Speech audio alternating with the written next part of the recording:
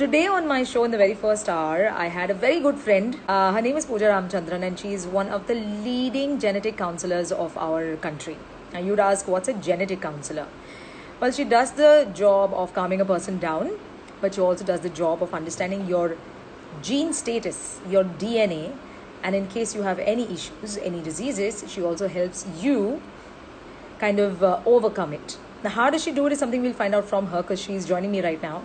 She did speak about how this virus COVID 19 has affected us, or rather, how this virus actually acts and works.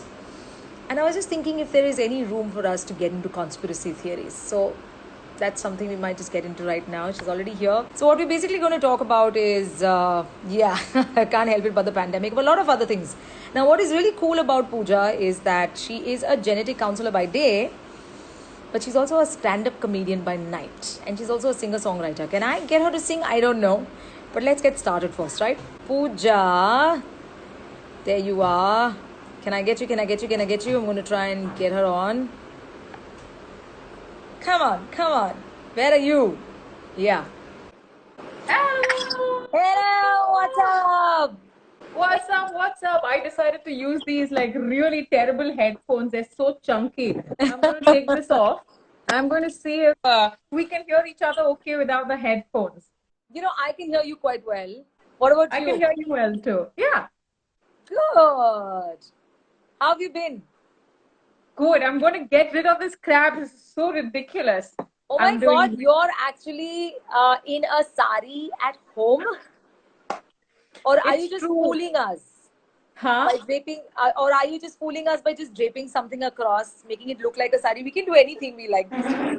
Oh, show it off, girl. Oh my God. It's one of the No. unusual ways of really keeping your spirits high. That's so nice. That's so nice. But Yes. listen, Mm. okay, to everyone who's joined in right now, Kamdar, Deeps, to Samantar, Geeta, thank you so much, you guys, for joining. See, you're a genetic counselor, okay, and that's something we've discussed and we've tried to break that down at least 2 to 3 times now that you've been on my show before, also.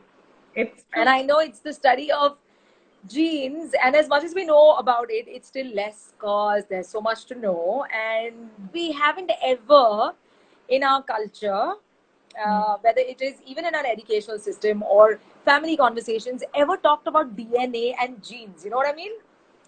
It's I know it's usually not dinner table conversation. Hey, how's the never. weather and how's your DNA doing? You know, it's yeah. But uh, you earned a scholarship in this study because you've been a. I look low. Hmm. Did you earn a scholarship? You were at John Hopkins, that much I know, That's right? true. That's true. Yes, I did. I did. I earned a scholarship. It was quite a privilege, Annie. Like, wow, this is. It's been many years. I want to say it's more than a decade since that happened. I'm shocked that you remember. But yeah, I did go to the Johns Hopkins Genetic Counseling Training Program. It was a huge privilege. But it was like I was also one of 5 people, so that was like really, really mad. So See, I told definitely you. So really cool. wait, sorry, I want to interrupt you. But every time Go for I it. say that this woman is top notch and is amongst the best we have when it comes to genetics, the study of genetics and being a genetic counselor, see, that's what I'm saying. She was one of the only 5 people that were picked from India to do this study. Okay, so then True. quickly let's get to what I'm coming to, because Mhm. this conversation that we're having. And Pooja, please be open to some conspiracy theories also that we should discuss right Oh now. God, we Yeah, can don't run discuss. away. I am happy to myth bust. This is very cool because a lot of times, when we don't know stuff, and this is something that is very interesting. Usually, when there is lacking information, is when historically you've seen all these conspiracy theory come up, and Yes. it happens during times of crises, either during wars and during like pandemics where we don't know much about the virus. So for me personally, it's been quite interesting to take a look at with the conspiracy. So we definitely get into that. I'm very, very happy to myth bust and to Okay, explore theories. Yeah. super cool. So now tell me genetics. Quickly, take us through that. So genetics, like generally speaking, so you're talking about like human beings, or are we talking about the coronavirus right now? First, let's start with the human beings and then you can go straight to coronavirus. Yeah, first we start with the human kind of parasites, and then we move on to the more viral kind. All right. So human beings, we obviously we're considered organic life, right? So organic life is just carbon-based life forms, and so we're all comprised of DNA. Our whole entire body is kind of based on functioning uh, by code that has been actually coded into our DNA. Very similar to a computer program, really. It's just that the language is not binary. It's actually four letters. So there's A, T, G, and C, and we're all built of four letters, whether we're a human being or a monkey or an earthworm or just any kind of creature. If you're even a tree, you're made up of DNA. So it's pretty cool. It's just Wow. those four letters for all kinds of carbon-based life forms. So DNA is is the framework of life, really. So people usually refer to it as the blueprint of life and all of that. But yeah, it just really just holds the code that then decides what your body is going to function like. So DNA is code, then it gets converted to RNA, and then that RNA then gets converted to protein. And protein are the most basic units of how we are built, really. All of our cells, and those cells then get put together into cells that do a certain job. They're called tissues. Many tissues of similar kind become organs, and many organs together become an organ system. And human beings are an organ system. Wow. Wow. You studied so many years and you've been researching so many years. You just put Uh-huh. it all there in like what, flat 3 minutes?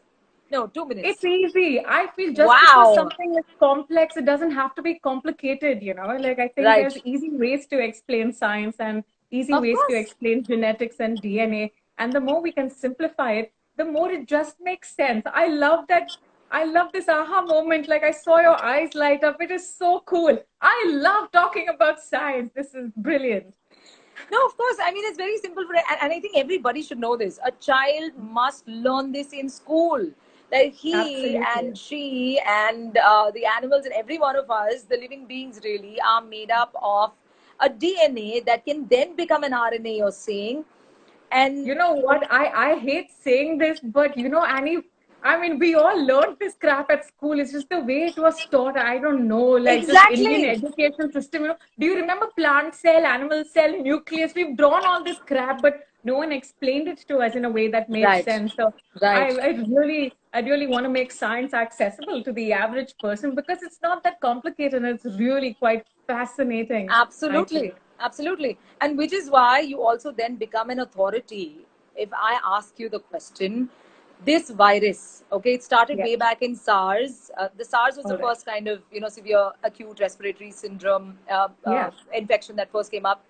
The that's CoV correct. 1, maybe then, and now it's CoV 2. Yes. And from there on, SARS there have been, became MERS, actually, the Middle yes, Eastern Respiratory Syndrome. And right, from that, we've had some kind of a change, right. and a change, of course, in a more sensationalist way. We can call it a mutation, but it's just a little random change in the DNA of the SARS-CoV. It's the virus that suddenly just changed, just, perhaps one little alphabet, one of those AUGCs, because when it's RNA, you don't have a T, you have a U. So one of those four letters in the RNA virus may have changed, and that may have caused the virus to become a new version of a virus, almost like a slightly new species. And this is why we have the SARS CoV-2, which is just a novel virus, but it's just another version. And there's no telling that there won't be another kind. And coronaviruses really mutate so frequently. Coronaviruses are the kinds of viruses that cause the common cold, and there's so many kinds, and they mutate constantly, really, really quickly, which is why we don't have a vaccine for the common cold. We just deal with it, and we Right, count on right. our immunities. And this very similarly is what we need to do with the coronavirus also. It's just a new term that has been thrown out there, and we're all a content driven time, right now. So it just ended Totally. up being like this coronavirus, and everyone just lost their shit basically, like googling stuff. But if you really look at it, it is a virus, and viruses have existed before. And yes, it causes acute respiratory distress. It causes pneumonia, is what it causes. And even though we might not have a drug specifically that targets that particular virus, we know how to take care of pneumonia. And we all fight pneumonia, we all fight viruses, just like TB. I oftentimes, when I'm speaking with patients, I use the example of TB. We're in such a densely populated country. If we did one of those tests, which is what you call it a Mantoux test, where they poke a little bit of the the bacterium on your skin and they see if it wells up or not. And most Okay. of us will test positive for TB because, come on, I mean, if you've traveled in a Thane local or any kind of a train, you know you're much more closer to people than you would really like to be. This is, Yeah, you know, another version of this that another doctor told me is that TB bacteria is something. There are millions of bacteria in the air. yeah, I also picked this term from some other doctor saying there's bacterial flora that we need to be a part yes, of because we are yes. all living on these organisms. They help us live as That's much as. exactly right. Yeah. So we would So, all test positive for TB, and there is treatment for the specific TB bacterium. It's called the Mycobacterium tuberculosis. Now, we don't have a specific treatment for SARS-CoV, but if we test positive, it's definitely not the end of the world. It means that you will likely be sick. But I mean, honestly, 80% of people who test positive will actually end up being fine. A lot of people might not even have very many symptoms other than just, slight subclinical, elevations in temperature. And so I think we have to just focus on immunity, staying healthy, maintaining distance, eating well, exercising regularly, keeping your sanity, and getting rest. Our bodies are naturally capable of fighting. And the people that are at highest risk for actually falling super sick from this illness are folks who have autoimmune conditions. And also people just fun times with the autoimmunity, and also people who are older, who have weaker immune systems, and people that might have other health conditions that are pre-existing that might affect the ability of their body to function in response actually to a virus. that brings me to the question that we will have viruses and pandemics and Uh-huh. epidemics of different kinds that have kept coming every few years. We've Yeah. seen that from Hmm. HIV. Now, that's where the conspiracy theory starts. There's this video Yeah. I watched, and they said that, there has been an immune therapy towards it, but it wasn't used. And so millions of people died in Africa and different parts of the world. I don't know how true that is because I'm not someone who's, an expert in that. But from Uh, there on to SARS, of course, and MERS, and then we have the bird flu, the swine flu. We have millions of people dying every year because of these flus and these yeah. viruses all over the world. And now comes in the coronavirus. So every virus is scary. Every virus, I think, then in that case, is it okay for me to assume that any and every virus that affects a person who already has a condition automatically makes it far more fatal for that person? It might not make it more fatal, but if you have a condition, it's like, so you have to imagine that you live in a house that is well protected, by a solid roof, so that if it starts to rain, then your roof is going to, like keep the Right. rainwater out. So, but if your roof is already dealing with some holes and it's a little bit old, so it's not as sturdy, and waterproofing nahi kiya hai, society mein, and those kinds of things. If there's not maintenance, then you are a little bit more vulnerable to actually Right. having a leak, and things like that. So it's an analogy that you can use. So it might not necessarily mean that if you don't have waterproofing done or if you don't have a super strong roof, it doesn't mean naturally that you're going to be flooded and you will die.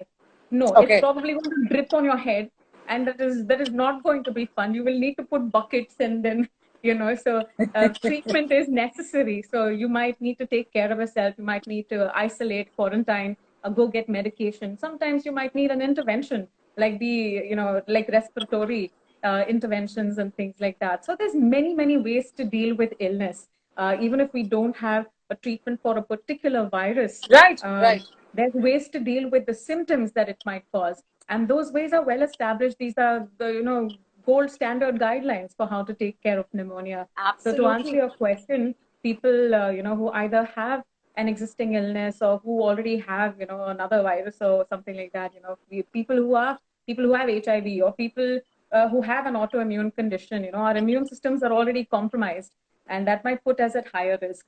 But like, I am not going to go about like panicking and declaring doomsday, because of it. I just know that for me, there are a few things that I will do differently compared to someone who's in a more robust physical condition. Right. And Right. I might experience symptoms that might be different compared to another person. And we cannot make these global blanket statements. What is true for one person is not true for another person. This is the Right. most Right. clinically relevant thing that we should take away, is that we're all different people. We're not, yes, we're all human beings, and yes, we're all built off those four letters, but we're all also built a little bit differently. So what might be true for you might not necessarily be true for me. A case to case basis is most important. We get to hear some of the scariest of information because it does not make for sensationalized, news reporting to say that a person was diagnosed with COVID and was okay, just felt a little bit unwell, but managed to live life okay after that. And that's just not fun bites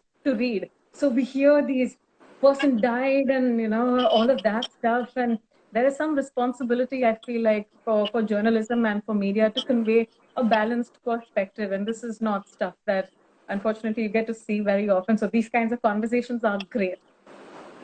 Absolutely. So you're saying, um, well, we let the media stay aside, but at Sure. least the news, which is we get through the media again, because that's the only medium we have to get Yeah. information from the other sides of the world, Sure. to the way people were affected in Italy, for instance, because they had a senior population and them scampering around, not having a solution to this, and then hydro. Sorry, I just in my head I went to seniors scampering around. It was just a funny visual in my head. Just old people with arthritis, just like scampering. But okay, sorry, go on.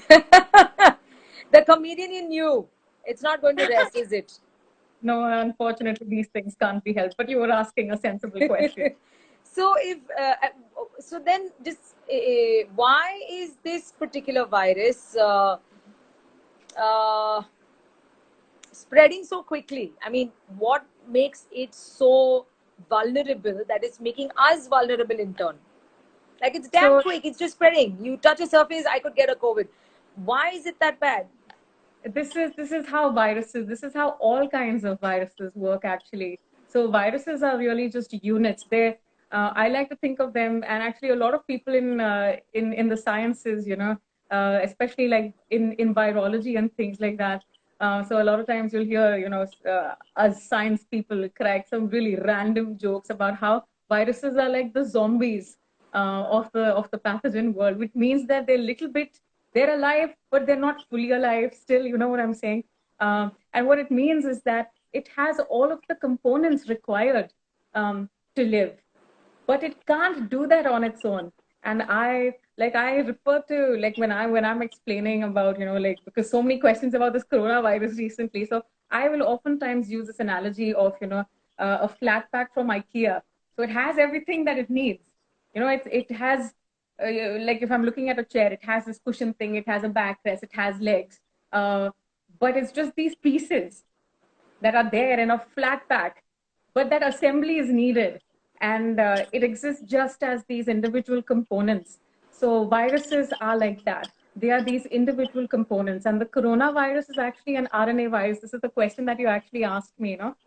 So it is an RNA virus, and RNA can do nothing on its own, really. We need DNA to make it into RNA, and then that RNA can then make proteins. So what ends up happening is that the coronavirus has a pretty cool enzyme. It's called the reverse transcriptase.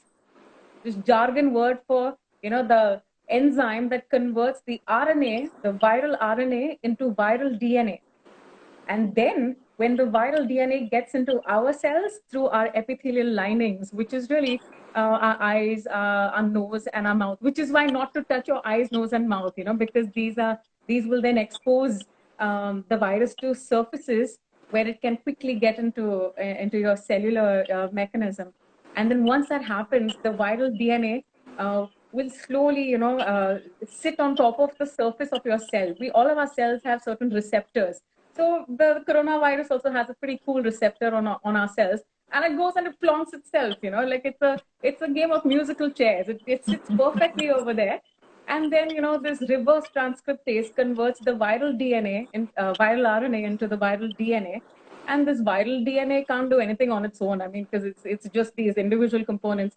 So it borrows without consent the host cellular mechanism. It's basically just hijacking our cellular mechanism, because we are DNA based organisms, so we can convert DNA to RNA to protein. So it Right. uses our mechanism within our cell to make its own proteins, and then it assembles everything together nicely. And then when there's enough of that stuff happens, then it explodes from that cell and goes to the next cell where the same stuff happens. So this is how all viruses work, and that's how viruses can infect people. And Right. with the coronavirus, with this one, with the SARS CoV-2, Cove too, huh? it is just highly infectious, but its lethality is not that much. So that's the good news. Like I was saying, 80% of people will end up doing fine. So yeah, a lot of people will test positive because this is just, I mean, imagine a zombie biting you. Yes, you will turn into a zombie for sure.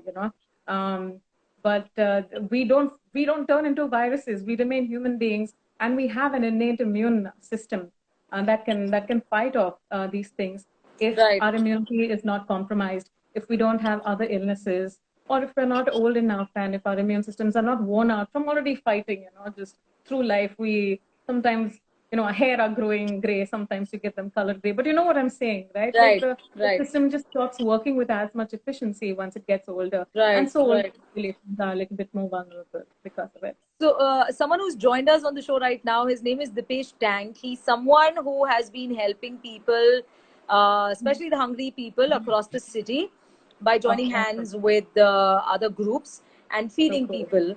So cool. And he's fed, I don't know, thousands of people by now in the past Very month or cool. so. Usually, this time he's out, but he has messaged in and he says that okay, let me see. He says, when at the moment you said, why is my screen not going down? Come on now, huh? The moment you said test positive, he said, yes, I am. Dipesh, is that true? Have you tested positive? Because you've been out all these days feeding people. Pooja is very proud of the fact that you've tested positive. Yes, I am proud of the fact that he's not ashamed to say that he's tested positive, because the more shame and the more stigma we assign to people, Right. the more it becomes a haw thing. Right. And it is not haw to test positive for something that you're affected by. Your body is going to fix it. Eventually, you will not test positive because your body is going to clear it out. So well done. Congratulations, Dipesh, for But he helping hasn't. destigmatizing. No fair. No, I see that you're saying no, no. God. No, but for people who have tested positive, which is why Right. I love, all of these celebrities in the States and some of these politicians, who are saying that I've tested positive and I'm self-isolating. That really helps model for people how they must respond to testing positive. And it is not taboo. It is not shameful. There is no stigma to health. I mean, we're dealing with, stigma for mental health, and we've dealt with Right. stigma for things like cancer, for HIV. There is no need for stigma for health of the physical kind or the mental kind. So I like it when these kinds of things get normalized, because it's normal to fall sick. It's part of the human Right. experience. You fall ill, you will Absolutely. recover, Absolutely. and that's, yeah, it's part of life. So a very important question then arises. As Mhm. soon as the virus started spreading in China, first China decided not to tell the world that it's happening. This was, I think, Yeah, somewhere around in October, so they had ample time. correct, And then by correct. Jan, the world kind of started getting to know about it. I started talking about it somewhere around in February, but we locked down only in March. Okay, Yeah. because the spread is so fast. Locking down was obviously the instant step that we should have taken. But going I forward, mean, let's not forget that it is called COVID-19 because we knew in 2019 this existed. It was that's it. So it's not like, oh, we just found out and now it has been. No, it is called COVID-19 because it is the coronavirus infectious disease in 2019. So COVID-19 means that it was known in 2019 itself. So this is again a good way to bust some of these conspiracy theories. That they would call it COVID May 2020, but that's not what it is called. It is COVID-19 because it was these symptoms were described and well identified in conjunction with some of these cases of pneumonia that were being reported in the one market and things like that, and just it was known. But then a lot of times I think people, we are all in our minds a little bit invincible and things like that, and we like, no. Like my parents, for example, this is so frustrating, Annie. Like my mom and dad, like I was trying to tell them, so this is like before it became New Year, I was like, listen, this stuff is going around. Like, it's highly infectious. My dad he's like he had like heart issues before in the past. He had lung issues in the past. Now I'm telling him like, what is the need to go to station to buy one kilo bhaji every day? Why can't you just buy enough stuff for like 1 week, put it in the fridge, and then like, and this is like end of last year, but no, people want fresh stuff. I'm like, there is so much of this. There is dal, there are these pulses, there's all this stuff. I mean, mutter in the freezer will last for a very long time, but it's just sometimes when we don't know, we don't understand, and then we really feel like, no, we need fresh air, we need sunlight. Sunlight is important. I'm like, yes, sunlight is You important. know, but then in that case, on one hand, you're saying that we needn't be scared of the virus. This is something that Yeah. has been around. And yes, it is, like you say, the commercial term mutating. You know, it kind Mhm. of keeps evolving. Yeah. So we as humanity have to be ready for this virus and to take on this virus. So moving forward, then, if I have to keep the conspiracy theory aside, which I'll come back Mhm. to later, Of course you will. because there's so much more really, and I have watched so much, Absolutely. and I've had Yeah. my college group discussing this like nobody's business. It's Oh like God. they're all out to get us because we are obviously I am one of the those next big horrible people market. in all of these WhatsApp groups because people will share stuff and I'm like, by the way, from a science perspective, everyone's please to chup karega kya? I mean, so like it's like no one wants to hear it because it's not that much fun to listen to facts. It Right. is more it's more stimulatory to be shocked or to be excited or to be fearful. I think we all love drama and so much emotion that no one is willing to just listen to facts. But sorry, you were Right. saying something and I interrupted you. I'm Going coming to for that, but before that, everybody, hi, who just joined in. Augustine to Rushina. Hi, Rushina. Rushina is a food curator, consultant, and she's an amazing chef. nice, She's also come nice, out with a food report this year. Chef nice. Altima, she's the executive chef of, uh, well, yeah, that's him. And then Devansh. So, Pooja Ramchandran is a dear friend, and she is one of the top most genetic counselors of the country. And so I thought this conversation was a must. It was long coming, actually. We're finally doing it. I So know. we're talking about, of course, the DNA of the RNA virus. No, just the no. There is no DNA of the RNA virus. There is RNA of the RNA virus. Annie, why are you doing this to me? RNA of the RNA virus comes from the expert. I'm just playing around with words right now because they're just words for me. Okay, I'm no science expert. So, speaking of then moving forward, if it's spreading so fast, if it's affecting people, I mean, we've got Yeah, many viruses affecting people, and people do die of it through the year. And we know that sure. there are thousands who die of it through the year. It's just Sure. that media doesn't follow the news, so we don't know the numbers. But if we sit Because to the take next sensational thing comes up. No, correct. there will be the next thing. Right. So if suppose there was a scenario that this wasn't sensationalized at all, okay? Suppose we hadn't locked down at all, saying that, I think our immune levels are good. We will ask everybody to take precautions and have the right kind of nutrition and stay healthy. We should be able to fight it. Do you think that was also a possibility at all? It's a great question, Annie. I think that's a really good question. And I think it would be possible because, like, a country like Singapore, for example, initially did not uh, instate any of, there was no lockdown as such earlier on. I really don't know what the status is right now, but I know that there was no lockdown earlier on. This is like when we had the lockdown just announced and things like that. So it comes down to personal responsibility. It comes down to, am I able to do what is required for me to do? And this stops being a coronavirus thing. I think it becomes a life thing. I think a lot of us inherently, we understand what is the right thing to do. And some of us are able to do it, some of us aren't able to do it, some of us can do it sometimes, not all the time.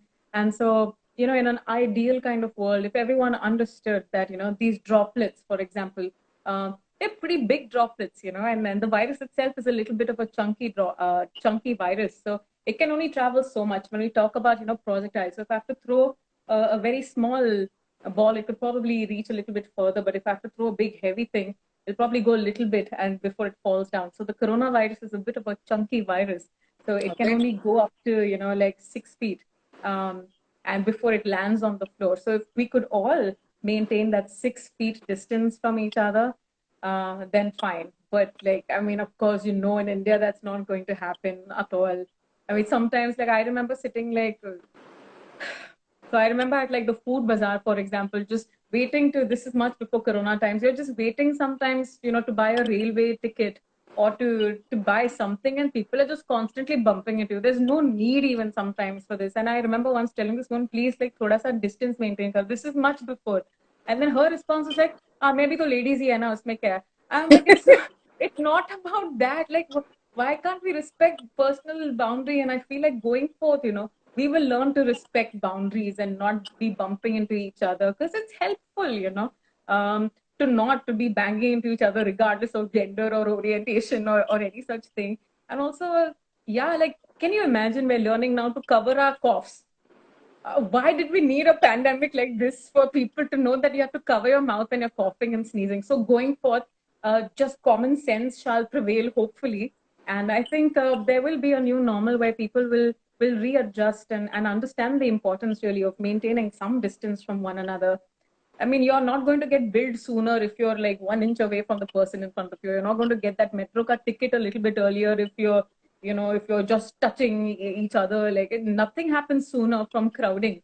But when we are in a very densely populated country, sometimes I think psychologically the tendency is that I have to get to this quickly, otherwise I won't get it. And I think we will be challenging some of our preconceived notions, because even like right now, if you go downstairs, I went to this like RA milk booth, these Yeah. little things, and that is not a place where people are considered very fancy or anything, but everyone is maintaining distance because everyone understands. I think going forth, the new normal and what people will do is that hopefully they will recognize that, there might not be a coronavirus, but imagine people anyways who are older are prone to contracting any kinds of viruses. People who are immune compromised, for example, I remember, when I used to work consult in a lot of hospitals, I would constantly be falling sick after I went to certain wards in certain hospitals that were for infectious diseases. And it is helpful to learn normal things like washing your hands and covering your mouths and keeping some distance. And yeah, I think going forward, that's what's going to happen. We're just going to be aware of health, and we're going to recognize that, yeah, people can fall sick. And once this big noise about the coronavirus settles down, because there will be the next scandal that happens, then people will realize that it's okay that there was this epidemic, there was this pandemic really, and it changed the way we lived. And yeah, we will realize that we can adjust. Then this is the thing about human beings, is that we adapt. Adaptation is a Right. sign of intelligent life, and Right. Right. adaptation is something human beings are capable of. So we will Right. adapt. We will Right. adapt. Right. So I guess so far the conclusion we have come to is that the COVID-19 is Mm-hmm. a reality, just like Yeah. SARS-CoV was a reality back then about 8 years ago, 8 to 10, and no more actually years ago. And then we Right. had the MERS and many other viruses are coming, and Mhm. which means as we go forward, there will be many more viruses that will keep coming. The best solution forward lockdown, yes, because of a city like Mumbai, for instance, or any metropolitan cities that is Mhm. so densely populated, it becomes very difficult to take control of this. We don't Yeah. have the healthcare system to manage so many people at one time. Yeah. Neither are people well informed that they can look after themselves at home, because I've Also, spoken. honestly, a lot of people don't have homes, and there's like Yeah. where in India, where a population where there's like so many, a huge percentage of people are homeless. And these people live in slums because they can't help it. And this is a time where we have to find our empathy instead of being like, okay, people in the slums should be locked separately. And like, let's not forget these are human beings who happen to be poor and who hence cannot afford a home to live in. But we should always go back to our humanity and not let fear take over. So, Right. yeah, stick. Because, like they say, fear is also another factor that drops your immunity. So I guess that also plays along. There you go. There you go. I think, yeah, fear, anxiety, all of these things can elevate stress. And stress Right. is a very vague term. I think everyone just throws it around. It's really frustrating. It's so subjectively experienced. There's no way to really measure it. But we know stress can increase cortisol levels, and that in turn can do things to your immunity. And Right. so, yeah, Right. we should Right. all So just be zen, I guess. yeah, so I guess going forward, while this virus is a reality today, the way to fight it, of course, is to keep the distance. But I'm just wondering, how is it that every time I go out, or suppose if I have to travel and I bring this virus home, I won't be able to meet my parents for some time. So you think that going forward, if we have to fight this, we'll have to every time, whenever the market opens up and whenever the world opens Yes, up for I travel, understand what when you're saying. Yeah. everybody has rested their fears, which might Mm. take another year or two. Mm. Do you think every time I travel to another country and I return, I will have to? Is this going to be a norm? You think to quarantine oneself for 2 weeks at least? Do you think this is going to happen in the future, a reality? I think it might. Pandemics, historically have lasted for more than a few months and a few years, and sometimes, and we don't know yet what this pandemic is going to look like. There's no way to make those predictions, and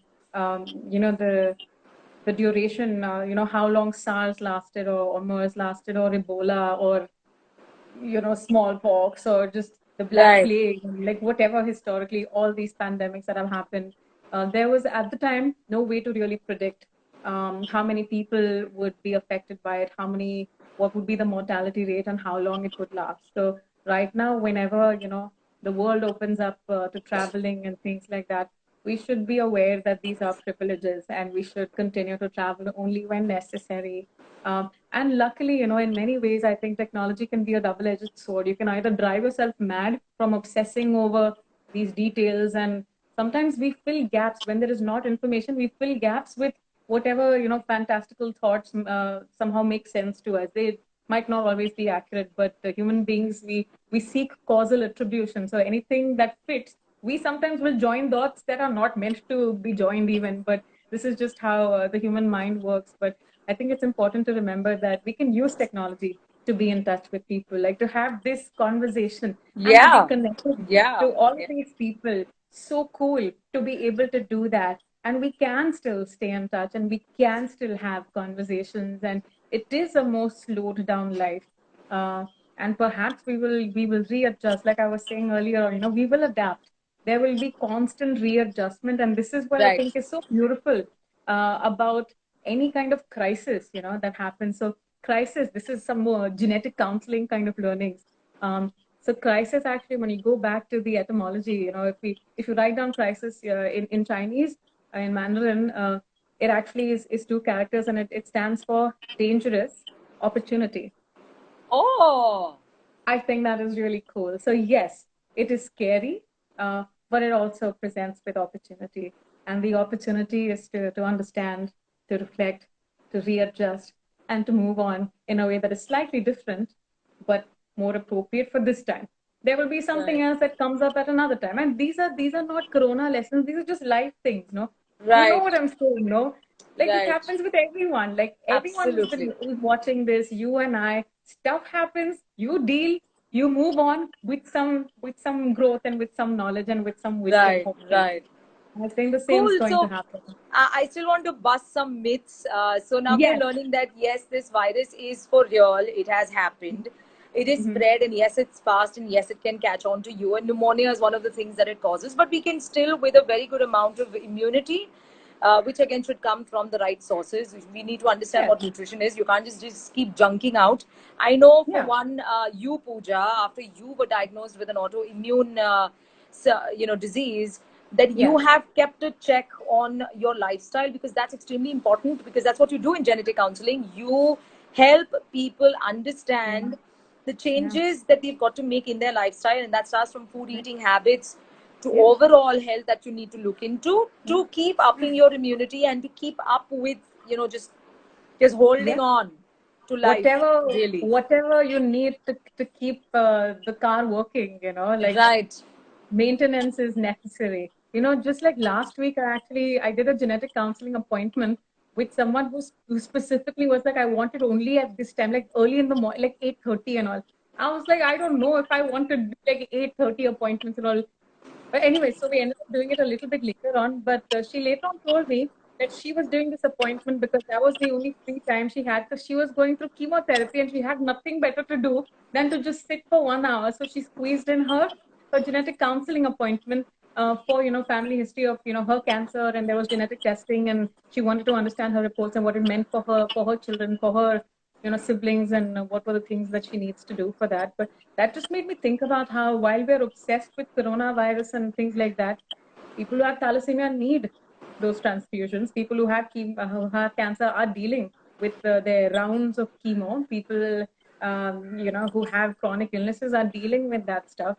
And I feel like if you have health, these are things to be aware of, as privileges. If you have a home, be thankful you have a home. Don't be stuck Right. at home. You're choosing to stay at home because you have a home, and that shifts perspective in a very, very big way. If it's so pucker to keep washing your hands, people don't have running water. We have water. So when you're washing your hands, shut the tap so that you're Yeah. not wasting Yeah. water, and then Yeah. wash your hands for 20. So Right. sometimes, if you can just choose the right kind of perspective, it can be quite liberating. And these things are all very easy to say. I have to say that just having to deal with, psoriasis and arthritis and things like that, that really pushed me to think about uh, perspective in a very different way. And I would encourage us all, to use this example of this situation that we find ourselves in to really shift the way we think about this situation. Think about what are the things in your control, what are the things that aren't in your control, and the things that aren't in your control you really can't do anything about, right? So the things that are in your control are where you want to invest your energies and thoughts and emotions and actions into. Absolutely. So then this virus is not something that has come out of a laboratory in Wuhan, like No, is it is. famously believed. No, it hasn't. It hasn't. There is enough of genetic evidence also that shows the specific space where there's this one alphabet change, and it changed from the COVID to now the COVID-2, and those are the kinds of things that we already have as evidence. But I mean, we also know that man evolved from apes, but like I don't know. Let's not go there. There So then you're also saying if it's not something that is cooked up in a laboratory, this is Hmm. also something that has evolved from an already existing coronavirus, That's right? exactly So it right. could have affected anybody, it could have evolved or mutated in any person who probably has touched something somewhere and then it kind of moved on from there, These although are they are still. random instances, random events, like the Big Bang, one random minute event that happened, and suddenly there is life on Earth, Right, These are random events.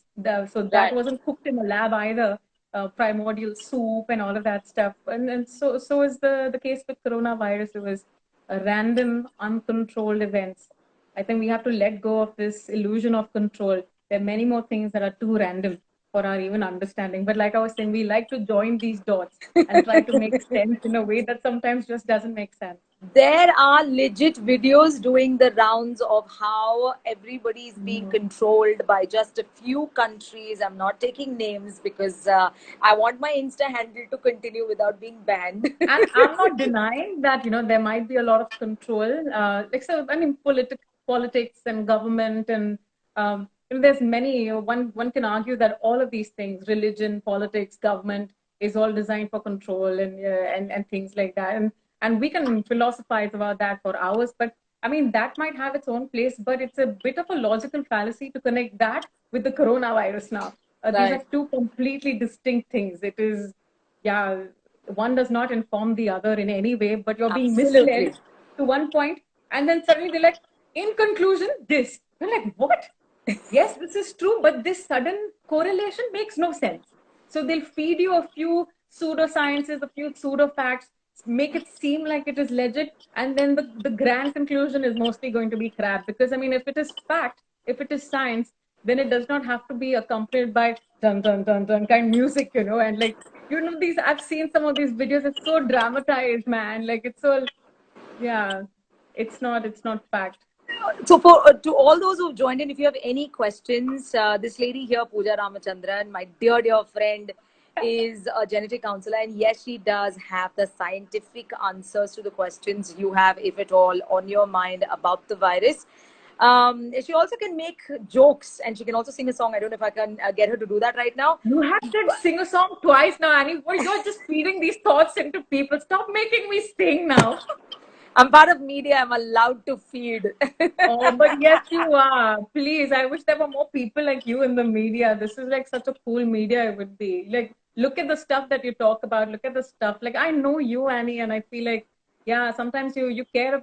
I know that you care about the right things, and I feel like if, yeah, we just need more responsible and more compassionate, more empathic Yeah. media just to So those prioritize. who've joined in, please feel free to ask any questions to Pooja. She'll Yes, be ask me more than happy questions. to answer. You know, Zoya Sadda, she writes in her adda. I don't know what she does, but she says, "What do you guys think? Exams honge ki nahi? Final sem walo ke?" I'm so done. I don't think, Uh, as a genetic counselor, Pooja has an answer to that.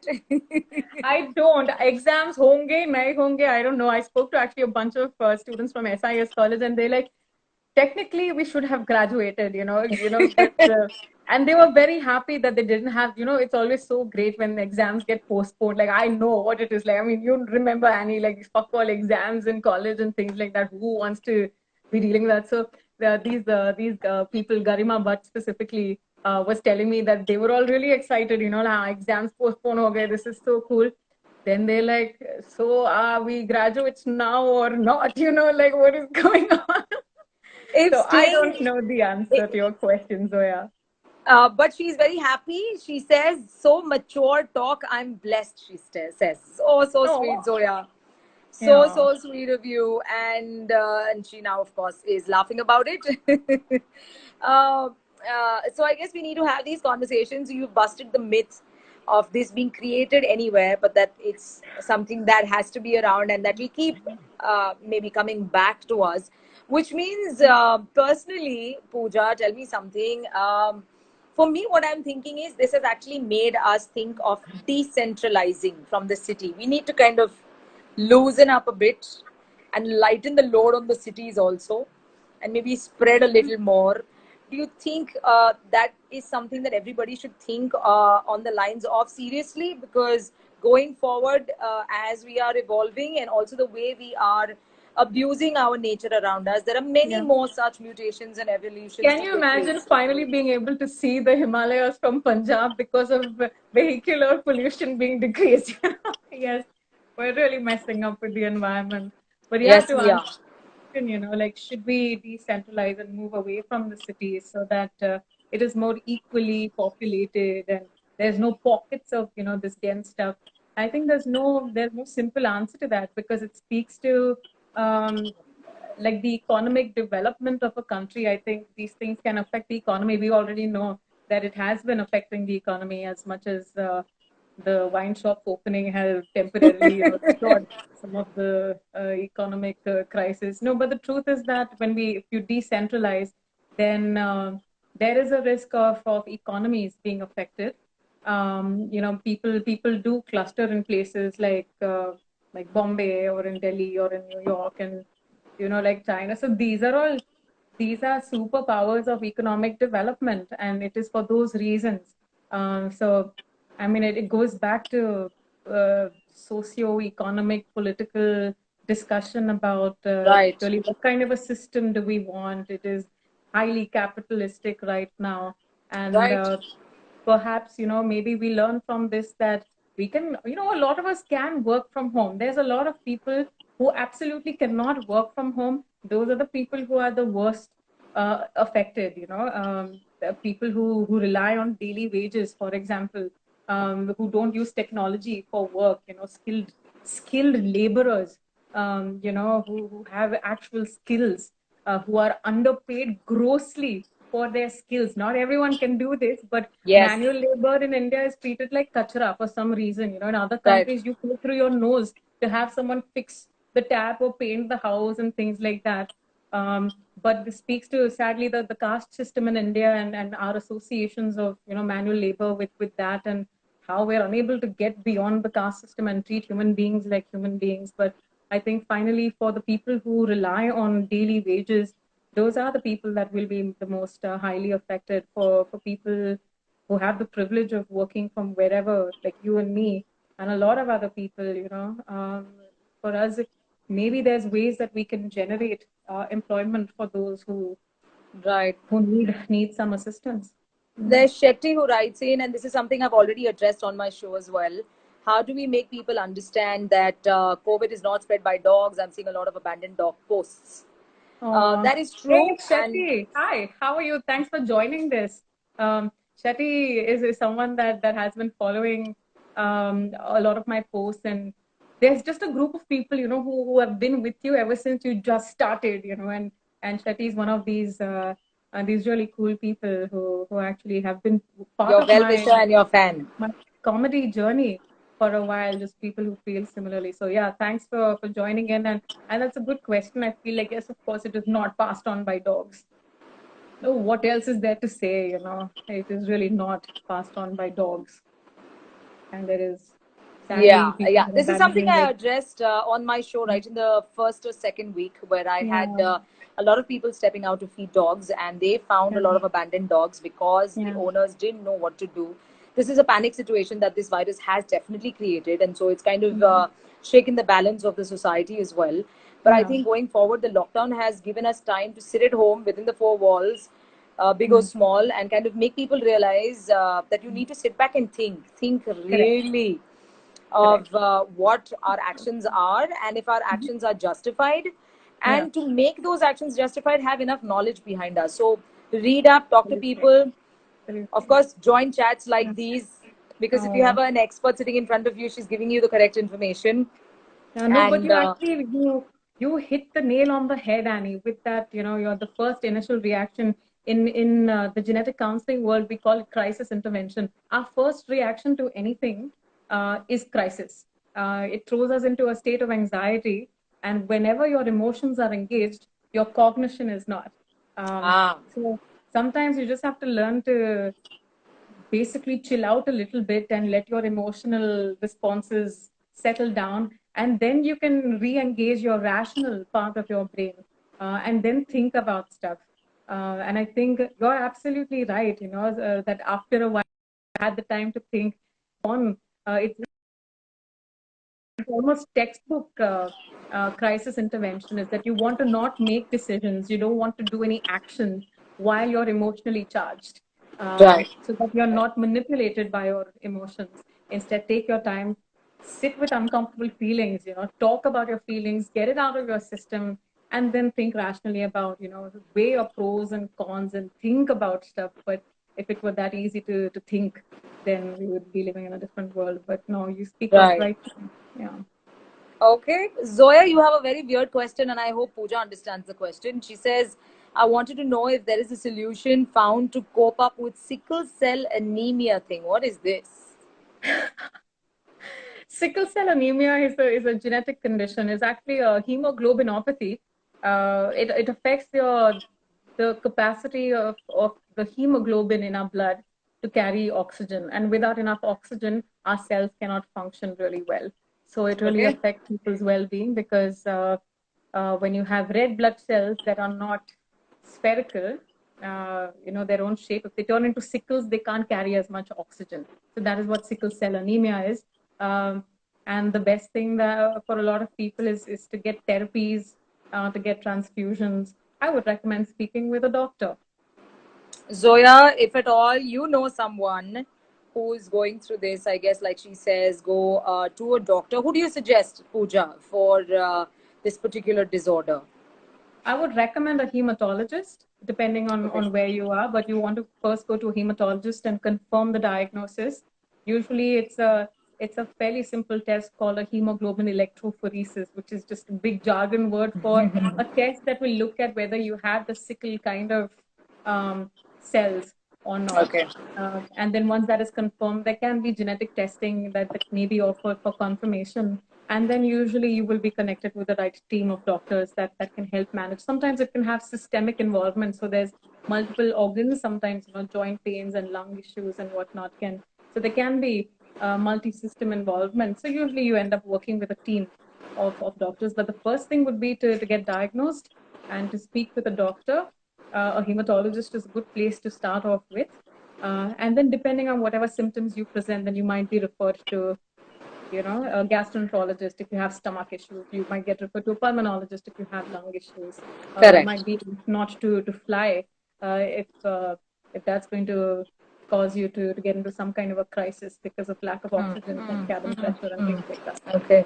So, there's this other reality that people tend to forget because, again, like you said, when emotions are are very actively involved, or then your Triggered. cognizance kind of rests aside. We are forgetting Yeah. about, like you also pointed out earlier, about the issues that people with right from autoimmune disorders who need to probably maybe go to take therapy once in a while, to people with Yeah. mental disabilities, to learning disabilities, to any kind of disability. They might need to step out of the house and they can't. So I guess, and there are so many other ailments that people are seriously suffering from. Okay, Sure. they might not be contagious, but they are very, very strapping of energy. Sure. And so we need to keep an eye and ear open to see who needs help where. And this is also the time to be a little more compassionate. And when we say that, we're not just saying it because there is a word in the dictionary that says compassion and it's very cool to use it, but we really need to get out there and do something about it. That's Um, absolutely right. You can um, say compassion 20 times, and that doesn't mean anything if it's not accompanied by an act of yeah, compassion. Yeah. yeah. I know my husband is on this, and I should give a shout out to him again. He's always someone who always Hey, teaches Tommy, me what's up? about acting upon the compassion that we talk about.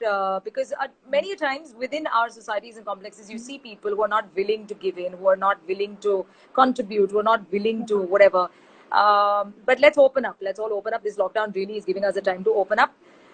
And heal ourselves, because if we heal ourselves, we'll automatically have a healed world around us and we'll be able to fight this pandemic. And then, of course, going forward, follow whatever it is we've got to follow.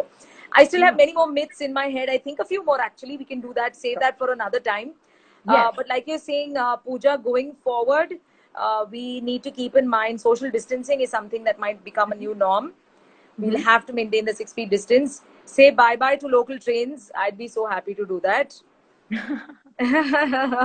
Can we Again, have some only people 10 can people? afford to do that, and some Yeah, people will be of forced course to can't. So travel. yeah, so it's important for the people to who can afford to, using their privileges, to Yeah. move on to other modes of transport. They Yeah. must do it, Yeah. because so that the people who literally need to use these modes of transport, they have Absolutely. the freedom to use the transport without worrying about facing any such disease problems and things like that, the virus and things like that.